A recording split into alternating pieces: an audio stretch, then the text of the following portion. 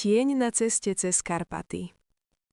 Keď dnes človek prejde starou horskou cestou, ktorá sa stáča cez Karpaty do Horného Uhorska, má pocit, že kráča krajinou, ktorá už zabudla na ľudské hlasy. Les stojí husto, tmavo a trpezlivo, kamene pri chodníku sú oblé ako staré kosti a vietor sa v korunách stromov správa ako mních, čo šepta modlitby, ktorým už nik nerozumie. No v časoch, keď som bol mladý a učil som sa zapisovať cudzie slová bez toho, aby som im vždy rozumel, bola táto cesta plná života, strachu, obchodu a nádejí. A práve vtedy sa na nej odohral príbeh, ktorý sa neskôr rozpadol na útržky, povesti a polopravdy. Každý si z neho pamätal niečo iné, no keď sa tie kúsky poskladajú, vznikne obraz, ktorý je ostrejší, než by si mnohí želali. Neboli to pokojné roky.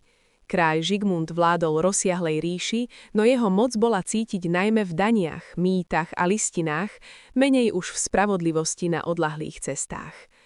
Krajina sa ešte nespamätala z husitských vpádov, mnohé dediny mali vypálené polia a muži, ktorí sa vrátili z bojov, sa nevedeli zaradiť späť do ticha každodennej práce.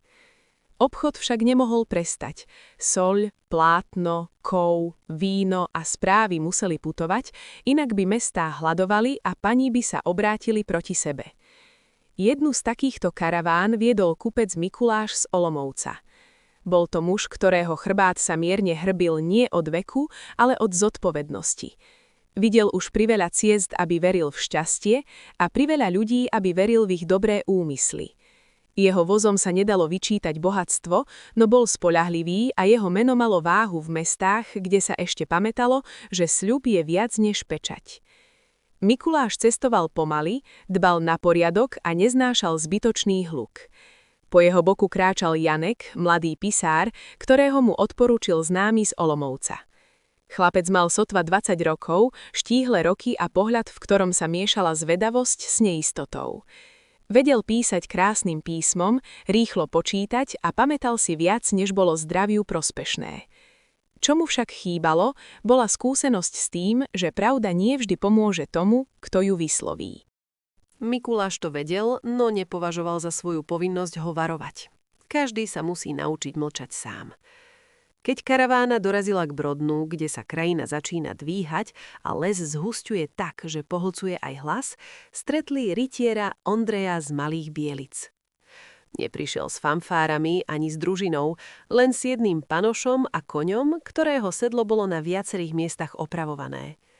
Ondrej mal tvár človeka, ktorý už dávno pochopil, že sláva je hlučná a krátka, zatiaľ čo hanba tichá a vytrvalá. Predložil listy, ktorými dokazoval svoj pôvod a úmysel cesty a poprosil o spoločnosť aspoň cez horský úsek. Mikuláš váhal, no nakoniec prikývol. V horách je aj osamelý rytier lepší než prázdna cesta. Ondrej sa správal s úctou, no držal si odstup. Pri ohni sedel bokom, jedol pomaly a pred spaním sa modlil potichu. Janek ho spočiatku obdivoval. Zdalo sa mu, že v jeho postoji je niečo z príbehov, ktoré čítal v kronikách. No postupne si všimol jazvy na rukách, spôsob, akým Ondrej sleduje okolie a to, že sa nikdy nesmeje nahlas.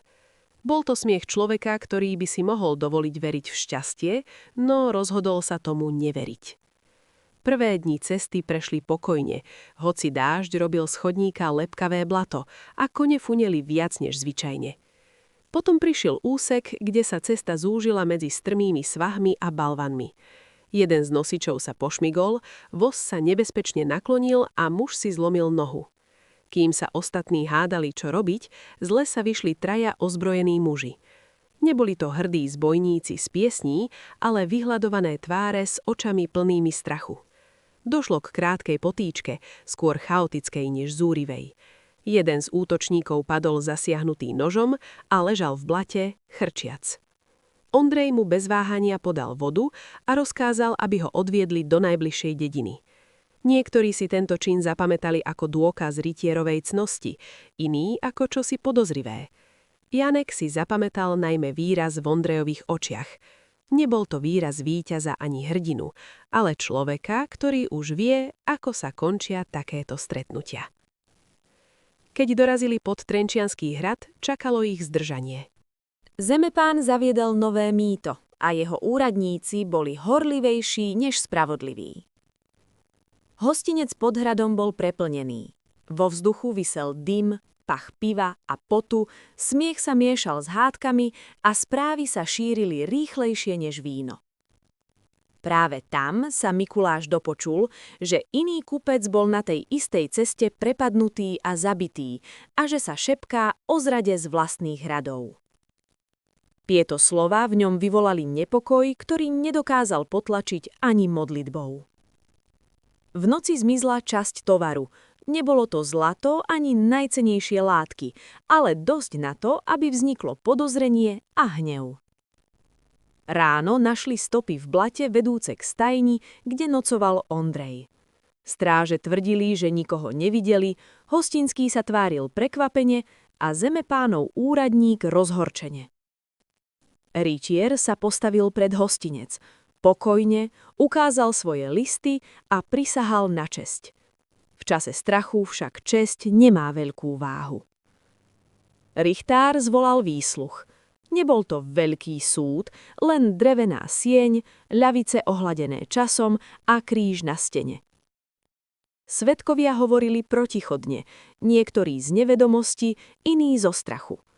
Janek sedel bokom a počúval. Spomenul si na zraneného muža z lesa, na otvorený zadný vchod hostinca, na to, kto sa v noci pohyboval medzi sudmi. Začal sa pýtať ticho, bez obvinení, len o poradie udalostí. Všímal si časy, hluk, pohyb sluhov a to, kto mal kľúče od pivnice. Keď dostal slovo, neobvinil nikoho priamo, len predniesal sled udalostí tak, ako ich videl a počul. Poukázal na to, že blato sa dá rozšliapať ľahko a že pivnica hostinca bola ráno zamknutá nezvyčajne neskoro. Nebola to žiadna zázračná múdrosť, len trpezlivé skladanie drobných faktov. Richtár, ktorý nechcel rozliať krv nevinného ani si znepriateliť mocných, rozhodol opatrne. Ondrej bol prepustený, no musel opustiť kraj do svitania. Hostinský zaplatil pokutu a vec bola uzavretá tak, aby nik nevyšiel ako víťaz. Karavána odišla za úsvitu. Hmla sa držala nízko a kone kráčali pomaly. Ondrej sa rozlúčil s Mikulášom stručne, no Janekovi podal ruku dlhšie. Povedal mu, že niekedy stačí, aby jeden človek nezavrel oči a krivda sa nerozrastie. Potom sa obrátil a zmizol na bočnej ceste. Roky plynuli, Janek sa stal mestským pisárom a naučil sa vážiť každé slovo. Mikuláš zomrel bohatý, no nepokojný. O Ondrejovi sa hovorilo málo. Vraj padol v malej potýčke, bez slávy a bez piesní. No cesta cez Karpaty zostala. A keď sa dnes starí ľudia zastavia na jednom z jej tichých úsekov, hovoria, že tam cítiť zvláštny pokoj. Nie je to zázrak ani legenda o duchoch. Je to pamäť jedného okamihu, keď sa pravda nezľakla strachu. Také veci krajina nezabudá, aj keď mená vyblednú a cesty zarastú lesom.